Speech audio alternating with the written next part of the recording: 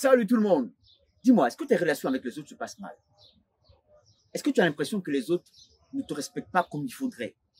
Ou est-ce que tu as l'impression que les autres ne te considèrent pas? Ou est-ce que tu as l'impression que quand tu es avec les autres, ils sont nus de toi? Ou est-ce que tu as l'impression quand tu es avec les autres que tu n'es pas vraiment à ta place? Si tu vis ces choses-là, cette vidéo est pour toi. Et dans cette vidéo, on va faire deux choses simples. La première des choses, je vais te dire pourquoi les choses se passent comme ça. Et la seconde, qu'est-ce que tu dois faire simplement pour que tout ça change à jamais. T'es prêt? Let's go!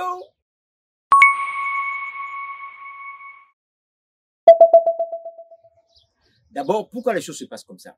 En réalité, ce qu'il faut savoir, c'est que nos rapports avec les autres ne sont que le reflet des rapports que nous avons avec nous-mêmes. C'est ce qu'on appelle l'effet miroir. Certaines personnes l'expliquent simplement en disant qu'on attire vers nous ce qu'on est. Mais on peut l'expliquer de façon beaucoup plus rationnelle. Ce qui se passe, c'est quoi? C'est que on marche, on parle, on se comporte, on a le caractère qu'on a en fonction de comment on se voit. Quelqu'un qui a une grande estime de lui ne va pas avoir le même comportement, la même manière de parler, la même manière de se comporter que quelqu'un qui doute de lui ou qui a une faible estime de soi. L'image qu'on a de nous se reflète sur notre caractère, sur notre comportement. Regarde, il y a souvent dans les groupes des gens que même le groupe dit ah, celui-là, il faut faire attention à lui, celui-là, on joue pas à lui. Mais ce qui fait qu'il a ce comportement, qui fait dire aux gens on joue pas avec lui, c'est comment lui-même il se voit. Il se voit comme quelqu'un avec qui on ne doit pas jouer et ça se ressent et les gens le disent. Bon, si tu ne comprends pas, je vais t'expliquer de façon encore plus claire. Bon, toi-même, tu dis que les gens ne te parlent pas comme tu voudrais qu'ils te parlent. Ils ne te parlent pas avec respect. Mais toi-même, comment tu te parles? Quand tu te parles à toi, comment tu te parles? Est-ce que tu te dis, je suis quelqu'un de merveilleux, quelqu'un de bien, quelqu'un de respectable? Non. Tu te dis, je suis n'importe quoi. Je suis nul. Ça, j'arrive même pas à faire ci, j'arrive même pas à faire ça. Moi-même, je suis l'homme le plus nul. Je ne suis pas intelligent. C'est comme ça que tu te parles. Bon, si toi-même tu te parles comme ça, comment tu veux que les autres te parlent? Bon, ça, c'est pas grave. Prenons un autre exemple. Comment tu te vois? Est-ce que tu te vois comme quelqu'un d'attirant, quelqu'un de beau, quelqu'un d'intelligent? Non. Sincèrement, toi-même, tu te vois comme quelqu'un qui n'est pas beau, quelqu'un qui a un gros nez, qui n'est pas assez grand, quelqu'un qui est trop court, quelqu'un qui est trop mince, quelqu'un qui, quand il s'habille, c'est pas joli, quelqu'un qui... Si toi-même, tu te vois comme ça, comment tu voudrais que les autres te voient? Pourquoi tu voudrais que les autres te voient autrement? Mais bon, laissons ça. Prenons un autre exemple. Est-ce que tu es capable de passer du temps avec toi-même? Est-ce que tu es capable de passer toute une journée seul avec toi-même? Sans distraction, sans appeler quelqu'un, rester seul avec toi-même. Est-ce que tu es capable de faire ça sans t'ennuyer? Non.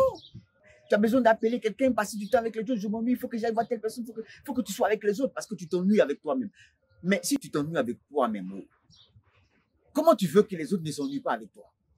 Autrement dit, pourquoi tu veux que les autres fassent avec toi ce que tu es incapable de faire avec toi-même? Pourquoi tu veux que les autres supportent quelque chose que tu es incapable de supporter? En fait, l'erreur qu'on fait, c'est de vouloir changer le reflet sans changer la source elle-même. Quand par exemple, tu te regardes dans le miroir et que tu as une tache sur le nez, est-ce que tu t'efforces à nettoyer le reflet, à enlever absolument ce qu'il y a sur le reflet dans le miroir? Ou est-ce que tu enlèves ce qu'il y a sur ton nez pour que la même chose ne soit plus dans le reflet? C'est cette même erreur-là qu'on fait en fait. Et on s'acharne sur les autres en leur disant non, il faut que tu me respectes, il faut que tu changes à mon égard, il faut que tu fasses comme ci, il faut que tu fasses comme ça, sans toutefois vouloir nous-mêmes changer l'original, la source. Et on se focalise seulement sur les autres, que ça finit par créer des tensions entre nous et les autres, et ça empire les choses. Le problème, c'est pas les autres, parce que les autres ne font que te renvoyer l'image que tu as de toi-même. C'est pourquoi Yaimi disait que l'autre est le miroir de votre intériorité, la révélation de votre nature. L'autre ne te manque pas de respect. Il reflète le manque de respect que tu as à ton égard.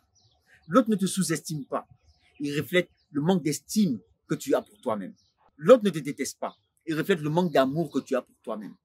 Chez nous, on dit, le prix auquel tu te vends là, c'est à ce prix-là qu'on t'achète. On est ensemble.